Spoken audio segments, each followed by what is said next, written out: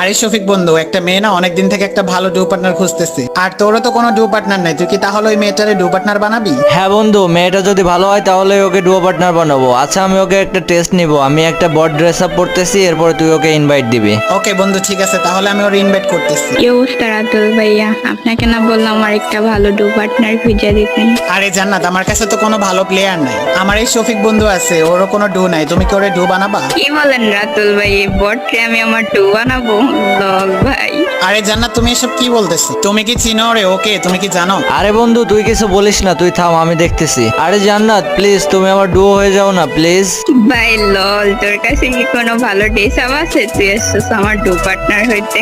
ও আচ্ছা, duo partner হইতে তাহলে ড্রেস আপ লাগে, তাই না? আচ্ছা রাতুল বন্ধু, 1 মিনিট দাঁড়া, আমি গ্রুপ থেকে বেরোয় আবার আসতেছি। ও ভাই, বিগ ফ্যান বিগ ফ্যান। আপনি কি আমার ডু পার্টনার হবেন? পাতার নাম পুদিনা, তোমার মতো মেয়েকে আমি